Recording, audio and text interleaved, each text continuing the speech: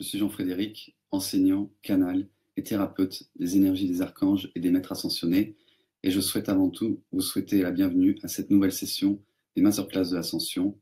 Je vous remercie infiniment d'avoir répondu aussi nombreux, et nous allons donc voir le programme de ce soir.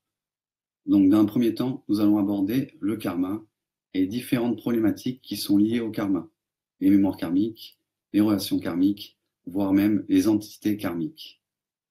Dans une deuxième partie, nous allons aborder le thème des énergies du masculin et du féminin sacré, afin de retrouver l'unité en soi.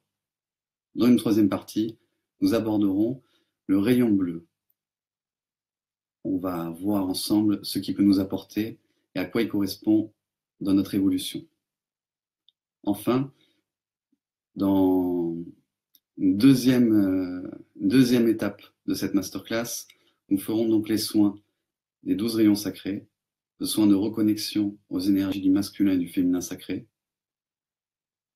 l'initiation au rayon bleu, le soin de purification des mémoires karmiques et transgénérationnelles, et les 5 soins de purification du mental et le protocole de débranchement de la matrice involutive.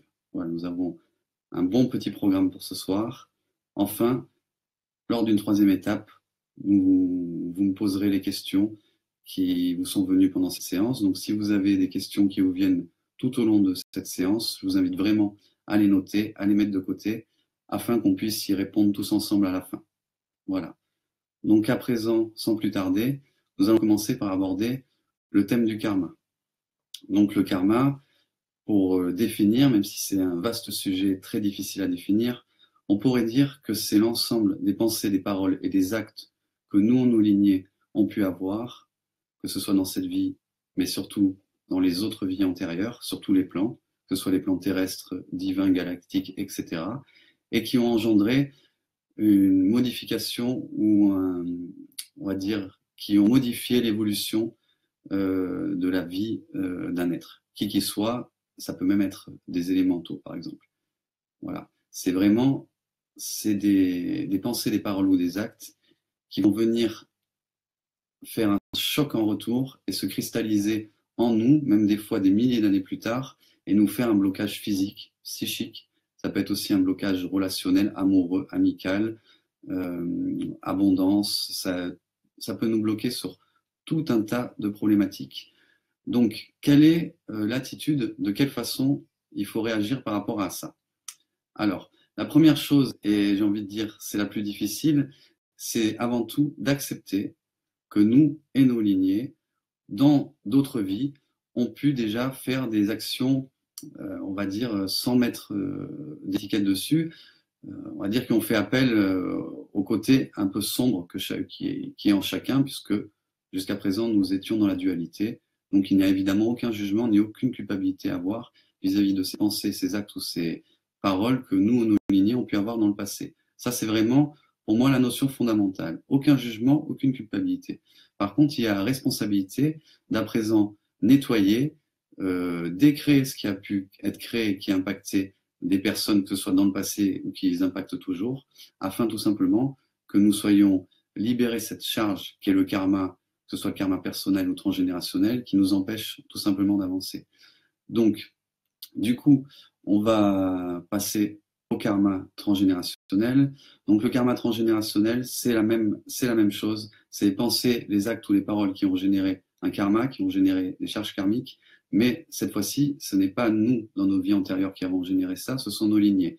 Il faut savoir que comme nous sommes héritiers de nos lignées, au niveau ADN, génétique et évidemment karmique, nous sommes tributaires de cela, nous sommes obligatoirement soumis à ces karmas.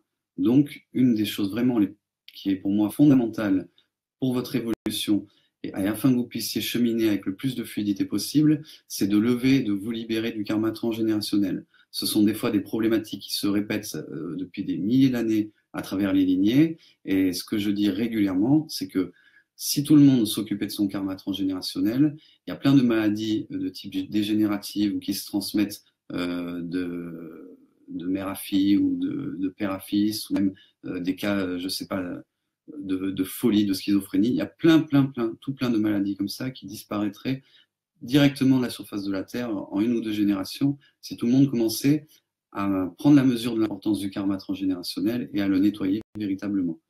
Voilà, donc ça c'était pour moi un point important à aborder ce soir. Maintenant, nous allons aborder un autre point qui est toujours en relation avec le karma, c'est les mémoires karmiques. Donc, les mémoires karmiques, qu'est-ce que c'est? Les mémoires karmiques, c'est des informations qui, on va dire que c'est l'écho des pensées, des actes et des paroles que nous avons pu faire dans d'autres vies. Mais en plus de ça, dans ces mémoires karmiques, il y a engrammé une partie de notre ancienne personnalité. Donc en général, vu que c'est des mémoires karmiques, sinon ça serait des mémoires dharmiques, ce n'est pas les meilleures facettes de nous-mêmes. Donc quand elles se réveillent, quand elles se réactivent, elles peuvent créer, générer en nous, à l'extérieur de nous, tout type de problématiques. En général, ces mémoires karmiques se réveillent quand vous rentrez à nouveau en contact, quand votre champ aurique rentre à nouveau en contact, soit avec une personne que vous avez déjà connue dans le passé, soit avec un lieu sur lequel vous avez déjà vécu, où il s'est déjà passé des choses en général assez traumatisantes, soit vis-à-vis d'objets que vous avez pu déjà posséder, entrer en contact, ou qui vous rappellent, qui réveillent en vous certains souvenirs, certaines mémoires karmiques d'objets équivalents ou qui s'en rapprochent ou qui ont la même fonction. Voilà, c'est à peu près, on peut rajouter aussi à cela des situations alors assez particulières, parce que ce n'est pas des situations qui arrivent tous les jours, mais certaines situations, je n'ai pas vraiment d'exemple en tête, qui peuvent se présenter assez rarement dans une vie, peuvent du coup vous reconnecter à la dernière fois où c'est arrivé dans votre vie, et ça peut être à ce moment-là dans des vies où vous avez créé des mémoires karmiques. Donc, comment on peut s'en rendre compte et comment ça se matérialise? Assez simplement et de façon assez fulgurante, tout simplement, une mémoire karmique peut se réactiver entre deux personnes, soit une relation amicale, une relation amoureuse, une relation, quel que soit le type de relation, parce que je vous ai dit, à partir du moment où la personne rentre en contact avec le champ aurique, avec votre champ aurique, ces mémoires karmiques, il y a une sorte de résonance qui fait que les mémoires karmiques chez vous et chez elle se réveillent. Il n'y a peut-être même pas besoin que la personne rentre dans votre champ aurique si vous voyez une photo d'elle ou si vous l'avez au téléphone. Voilà, ça va faire exactement la même chose par résonance. Ces mémoires qui... faut comprendre que ces mémoires correspondent à des vies où vous étiez aussi en relation avec cette personne. Et en général, ça ne s'est pas très bien passé. C'est pour ça qu'encore une fois, c'est des mémoires karmiques. Donc à partir de ce moment-là, ces mémoires vont se réactiver et tout simplement les conflits, les rivalités, les émotions, peut-être même les habitudes négatives que vous aviez à l'époque vont ressurgir, vont quasiment vous hacker de l'intérieur. Ces mémoires karmiques qui sont réveillées peuvent se faire passer par exemple pour vos guides, pour votre intuition, et peuvent vous faire vraiment complètement perdre le nord et faire passer des gens qui étaient vos meilleurs amis pour vos pires ennemis. Voilà, du jour au lendemain. Alors après, il n'y a pas de fumée sans feu. S'il arrive des choses comme ça, c'est effectivement qu'il y a eu un moment ou un autre des rivalités entre vous et ces personnes. Mais pour autant, c'est pas parce que la mémoire karmique se réactive que cela doit mettre forcément fin à la relation. Des fois, c'est le signe que c'est le moment de mettre fin à la relation, mais c'est surtout le signe que c'est le moment de nettoyer ces mémoires karmiques qui remontent justement pour être libérées. Voilà. Donc il faut faire un travail de déprogrammation de ces mémoires karmiques et de pardon vis-à-vis de l'âme et de la personne. Voilà, pour essayer d'alléger la situation. Purifier et couper les liens avec l'archange Michael, comme nous avons vu lors de la première séance des masterclass, vous aidera aussi grandement, puisque dès qu'une mémoire karmique se réactive entre deux personnes, le lien qui vous relie transmet l'énergie négative à chaque fois que la personne, ou que la mémoire karmique de la personne va penser à vous.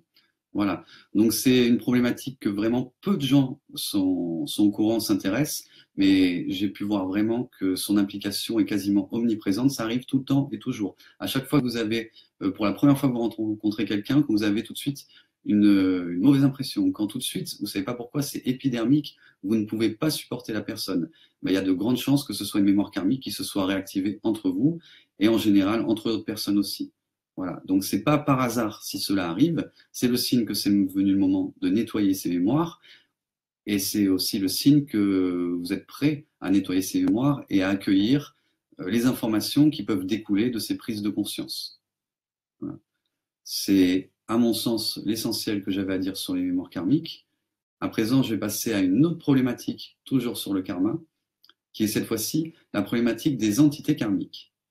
Donc, les entités karmiques, ce sont des êtres à qui nous, nos lignées, ont causé du tort dans le passé par la pensée, la parole ou les actes, et cela a bloqué leur évolution. À cause de ces karmas, ils sont trop lourds pour monter dans la lumière et continuer leur évolution. Donc il y a un lien, toujours pareil, qui se crée entre vous et ces entités, ce qui fait que quand vous allez vouloir vraiment évoluer, faire des formations, etc., ils vont venir défaire la nuit ce que vous créez le jour. Et mais tout simplement pourquoi? Parce qu'elles se disent, à cause de ce lien, on ne peut pas aller dans la lumière évoluer. Alors pourquoi elle, alors qu'on ne peut pas évoluer à cause d'elle, on la laisserait évoluer? Voilà, il n'y a pas de méchant, il n'y a pas de victime, il n'y a pas d'étiquette négative à mettre là-dessus. Il faut juste comprendre que c'est une double prise d'otage et que personne n'est heureux dans cette situation. Personne n'est heureux. Ce qui se passe, c'est que comme vous avez une dette karmique avec ces entités, de temps en temps, ils vont avoir le droit de venir vous faire payer un peu plus votre karma. Donc ça peut-être si vous avez des maladies épisodiques, chroniques, sans des blocages tout à coup qui se déclenchent de façon assez régulière, sans qu'il y ait vraiment un diagnostic précis au niveau médical ou des informations précises qui pourraient expliquer cela, c'est tout simplement, en tout cas ça pourrait être des entités qui de temps en temps ont carte blanche pour vous faire payer un peu plus de votre karma, et du coup cela peut se manifester par différents troubles de toutes sortes. Donc la solution afin de dénouer tout ça, c'est en tout cas moi ça marche très très bien, c'est même pour ce genre de problématique qu'on m'a invité à le mettre en place, c'est le protocole de transition des entités dans la lumière avec douceur et amour que j'ai mis à disposition de tous sur le site des 12 rayons sacrés.com, rubrique outils de libération. Vous le trouverez et n'importe qui peut le faire, il suffit de le lire tout simplement, de le faire sincèrement avec son cœur par contre, et ça libère les deux personnes. Si vous voulez, ça prend en considération et l'entité qui est une victime, qui est en blessure, en trauma, en peur, et la personne qui est évidemment victime également de tout cela. Voilà, ça permet vraiment que chacun soit en paix et reparte, continuer son chemin vers l'évolution. Donc ça, c'est vraiment, encore une fois, quelque chose de fondamental. Beaucoup de personnes qui, par exemple, essaient de se débarrasser d'entités qui reviennent régulièrement, beaucoup de personnes qui vont voir des thérapeutes pour se faire dégager d'entités ou de magie noire, mais quand cela revient toujours, c'est parce que c'est d'ordre karmique. Et donc, comme c'est d'ordre karmique, vous allez être nettoyé sur le moment, mais c'est comme si l'entité, elle avait un laissez-passer pour revenir un petit peu comme elle veut, ou en tout cas de façon épisodique régulière. Donc vraiment, la seule solution, c'est d'aller à la racine du problème, demander pardon à l'entité, faire le protocole de transition des êtres, des entités dans la lumière avec douceur et amour, et vous verrez que chacun sera libéré et que ça ira beaucoup mieux, puisque elles non plus, faut pas croire. Il y a très peu d'entités, en tout cas à mon sens, vraiment récalcitrantes et qui veulent pas monter dans la lumière coûte que coûte. Et quand on leur présente bien les choses et quand on les respecte et qu'on les prend en compte, moi j'ai jamais eu de refus depuis que j'utilise cette façon de faire monter les êtres dans la lumière. Voilà, tout simplement. Donc pour karma, je pense que j'ai abordé les sujets que je voulais aborder avec vous ce soir. Donc maintenant on va passer au deuxième sujet de ce soir, les énergies du masculin et féminin sacré, afin de retrouver l'unité en soi. Donc, à mon sens, ce qui est important de comprendre, alors je vais repartir vraiment à la base, même si c'est pas ma spécialité, c'est plutôt la spécialité de Sandrine, ce genre de sujet, mais je vais quand même en parler un petit peu puisqu'on fait la reconnexion aux énergies du masculin et féminin sacré ce soir, qui est la suite après la reconnexion à la Terre qu'on avait fait le mois dernier. Donc, je vais en parler un petit peu. Donc, ce qu'il faut savoir, c'est que chacun a une polarité masculine et une polarité féminine en soi. Ça n'a rien à voir avec le fait d'être un homme ou une femme. Ces énergies sont les énergies aussi qui sont représentées sous la forme du yin et du yang, et ces énergies en général sont déséquilibrées, c'est-à-dire qu'elles ont été à la fois maltraitées, corrompues, détournées de leur objectif, de leur utilisation. Il y a eu beaucoup d'abus avec ces énergies, surtout à l'époque égyptienne, mais même s'il y en a eu tout le long. Et c'est comme ça qu'on est arrivé à une société patriarcale qui maltraite et qui soumet à l'heure actuelle le masculin sacré et le féminin sacré, puisque ce qu'on peut voir le côté qui est prôné dans la société de l'homme dominant, riche, qui écrase tout le monde, c'est absolument pas du masculin sacré, c'est même plutôt l'inverse en fait. Voilà, et la même chose pour le féminin sacré.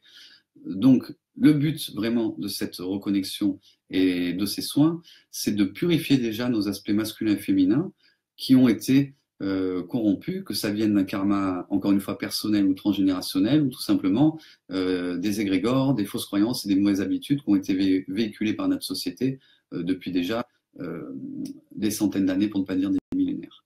Voilà. Donc, une fois qu'on a purifié ces énergies, ce qu'il faut comprendre, c'est que l'équilibre de ces énergies ne se fait pas en un jour et il ne suffit pas de faire un son ou une séance pour les rééquilibrer.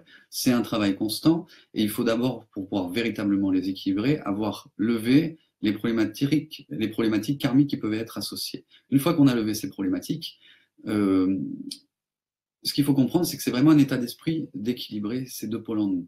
Je vais prendre des exemples concrets. Les personnes qui sont hyperactives, qui sont toujours dans l'action, pour le coup, elles sont trop dans le masculin.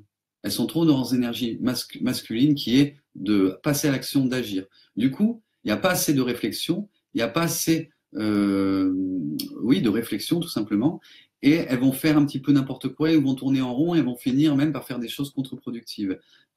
Alors que ces mêmes personnes qui ont cette énergie, qui est magnifique d'avoir toute cette énergie débordante, s'ils arrivent à l'équilibrer avec un peu de féminin, un peu de réflexion, même de réception. Donc on pourrait dire ce qui va être totalement et clairement complémentaire. Là, le temps de l'action viendra naturellement et ce sera l'action juste parce qu'elle aura été bien réfléchie avant. Voilà. Et pour moi, et c'est pas que pour moi d'ailleurs, c'est la façon, vraiment une des façons d'agir, d'être vers laquelle il faut tendre, parce qu'à ce moment-là, on est progressivement de plus en plus aligné, et ce qu'on fait, on le fait de plus en plus en guidance et de plus en plus en alignement avec nous-mêmes et notre présence divine, ce qui fait que tout simplement, on va faire de moins en moins d'erreurs et on va perdre de moins en moins de temps sur notre parcours d'évolution. Voilà. Il y aurait des dizaines, des centaines de choses à dire sur ces énergies. Après, comme je vous l'ai stipulé, moi, c'est pas ma spécialité. Je vous invite à prendre contact avec Sandrine si vous sentez que vous avez besoin d'un travail particulier sur ces énergies-là. Et c'est à peu près pour ce soir tout ce que j'avais à dire. Et oui, la dernière chose que je voulais dire, c'était que ces énergies, elles sont un petit peu comme si elles étaient en guerre l'une avec l'autre, à cause des fausses croyances, à cause du féminin sacré qui a été bafoué, à cause du masculin sacré qui a été dénaturé, et à cause de tout plein de choses. Donc c'est comme si en nous, on avait ces deux énergies-là qui étaient en conflit l'une avec l'autre. C'est comme si on avait un conflit en nous-mêmes. Donc il faut vraiment passer par une paix entre nos aspects féminins et masculins intérieurs avant de pouvoir les équilibrer comme il se doit et avant de pouvoir véritablement fonctionner en utilisant le meilleur des deux aspects et de la façon optimum dont laquelle l'homme a été créé pour fonctionner. Voilà. Nous ne parlons pas ce soir des énergies de la Kundalini parce que même si cela est très très lié, pour ne pas dire que c'est quasiment la même chose, c'est encore un autre volet qui mérite vraiment qu'on l'aborde de façon approfondie. Et donc, ce sera peut-être le cas lors d'une prochaine masterclass. Voilà. À présent, nous allons aborder le troisième sujet de ce soir, qui est donc le rayon bleu. Donc, le rayon bleu, c'est un rayon qui est régi par l'archange Michael et le maître ascensionné El Moria. C'est le rayon de la volonté divine incarnée sur Terre. C'est le rayon aussi de la foi, le rayon de la confiance, le rayon de la patience. Donc le rayon bleu pour moi, c'est déjà c'est vraiment une énergie de laquelle je suis très très proche, je me sens très très bien dans cette énergie-là. Et le rayon bleu, c'est également l'étape 1 par laquelle il faut commencer quand on commence à travailler avec les rayons, ou tout simplement c'est une étape puisque chaque rayon correspond à une étape universelle de l'évolution de l'humain sur le cheminement, sur le chemin de l'ascension et de l'évolution de conscience. Donc, à travers chaque rayon, il y a au minimum, mais je vous dirais qu'il y en a même beaucoup plus, une leçon à comprendre afin de pouvoir passer vraiment au rayon suivant, à l'étape suivante, en ayant intégré ce qu'on avait besoin d'intégrer. C'est-à-dire, par rapport au rayon bleu, c'est arriver à calquer sa volonté de sa personnalité humaine, son moi-je, on va dire, avec la volonté divine, la volonté de sa présence je suis, qui, bien évidemment, en sait beaucoup plus que nous. C'est exactement ce qui est bon pour nous. Elle sait exactement le futur. Donc, même si, par rapport aux informations qu'on a, par rapport à notre réflexion, on ne va pas comprendre si on a une guidance, par exemple, pourquoi ils nous disent de faire ça alors que ça n'a aucune logique. Comme ils savent ce qui va se passer dans le futur, ça aura une logique. Voilà. Et ça, pour nous, ça nous apparaît évidemment sans qu'il n'y a ni queue ni tête, mais pour autant qu'on lâche prise au point et qu'on est suffisamment, qu'on a la guidance suffisamment claire pour l'apercevoir, qu'on lâche petit à petit prise et qu'on leur fait de plus en plus confiance, le chemin s'ouvre et beaucoup de portes qui étaient fermées s'ouvrent et beaucoup de choses s'éclairent. Ça devient beaucoup plus simple. Donc vraiment, s'il y avait qu'une seule chose bon là je suis dur parce qu'il y a énormément de choses à retenir sur rayon bleu, mais s'il y avait qu'une seule chose à retenir sur rayon bleu, c'est qu'il a pour but de nous permettre d'aligner notre volonté sur la volonté divine. Et quand la volonté divine ne correspond pas à notre volonté, la volonté de notre personnalité humaine, là il faut directement renoncer à notre souhait, à ce que voulait notre personnalité humaine, pour accepter entièrement et pleinement la volonté divine. Ça peut dire que c'est un peu difficile à faire au début, ça peut piquer un petit peu, surtout au niveau du mental et de l'ego, mais croyez-moi que quand vous allez commencer à le faire, vous allez immédiatement voir les résultats et ils seront largement au-delà de vos espérances, j'ai envie de vous dire, parce que si vous voulez véritablement avancer, l'inverse de l'acceptation, c'est la rébellion. Et à chaque fois que vous êtes dans la rébellion, vous avancez pas, vous bloquez, vous vous rébellez contre l'ordre divin, contre les lois divines, les lois cosmiques. Donc à partir de là, vous êtes sûr que ça va pas tourner dans votre sens ou qu'en tout cas que la barque risque de chavirer. Voilà. Alors, on va parler un peu plus du rayon bleu parce qu'il n'y a pas que la volonté divine en soi. Le rayon bleu, c'est le rayon aussi du leadership, c'est le rayon aussi de l'archange Michael, donc des guerriers de lumière. Le rayon bleu fait partie intégrante pour moi de l'épée de l'archange Michael et du bouclier de l'archange Michael, qui sont pour moi des attributs du rayon bleu. C'est peut-être personnel à moi, mais je pense que quand vous allez recevoir ce soir une initiation au rayon bleu, la prochaine fois que vous demanderez l'aide de l'archange Michael pour couper des liens, ou que vous appellerez pour recevoir sa protection, que vous visualiserez la boule bleue de protection autour de vous, je pense que vous risquez des surprises, ça risque d'être peut-être plus efficace que d'habitude. Voilà. Donc à ce moment-là, vous saurez d'où ça vient, vous saurez ce qui s'est passé. Donc, le rayon bleu, je l'utilise personnellement, par exemple, quand il y a des fois où, comme tout à chacun, je vais manquer de volonté, je vais être fatigué. Par exemple, je vais me connecter au rayon bleu en faisant des décrets ou en visualisant, et ces énergies vont me booster, vont me vivifier, vont me dynamiser, et on va dire que la journée ou les efforts que j'avais à faire vont se faire plus facilement et vont être réalisés beaucoup plus facilement. Ce qu'il faut savoir aussi, même si j'en parle pas trop sur le site, c'est que une des divinités qui est reliée au rayon bleu, c'est Hercule. Donc c'est également vraiment la force, la puissance, mais la puissance au service du collectif, au service de la lumière divine. C'est ça qu'il faut vraiment jamais oublier dans votre cheminement vers l'évolution, c'est qu'à aucun moment vous devez confondre ces attributs qui sont des attributs divins et votre propre propriété. Ces enseignements, ces énergies n'appartiennent à personne, elles appartiennent à l'humanité, elles appartiennent à tout le monde. Personne n'a le droit de mettre de copyright dessus ou de se approprier et dire je suis le seul qui peut. Voilà. Elles sont à tout le monde et elles sont accessibles à tout le monde à condition de ne pas avoir de karma avec les porteurs de ces énergies. Par exemple, quelqu'un qui, lui ou ses lignées ont généré un karma vis-à-vis des archanges et des maîtres ascensionnés, s'il veut se connecter au rayon, comme c'est les archanges et les maîtres ascensionnés qui les transmettent, ça va être compliqué, il ne va pas bénéficier de l'ensemble du rayonnement. Il va en avoir une partie. Voilà, c'est le seul problématique là-dessus. Et sinon, pour continuer sur le rayon bleu, c'est un rayon aussi de foi. Donc, vous pouvez vous connecter à ce rayon pour manifester et pour développer la foi en vous, en vos projets, la foi en là-haut également. C'est un rayon qui permet de booster la confiance en vous. Voilà, moi j'avais énormément de problèmes de confiance en moi. Quand j'ai reçu l'initiation au rayon bleu, ça m'a vraiment, j'ai ressenti pour la première fois ma propre puissance. Et ça a été une grande rencontre d'ailleurs avec l'archange Michael que j'ai vu pour la première fois.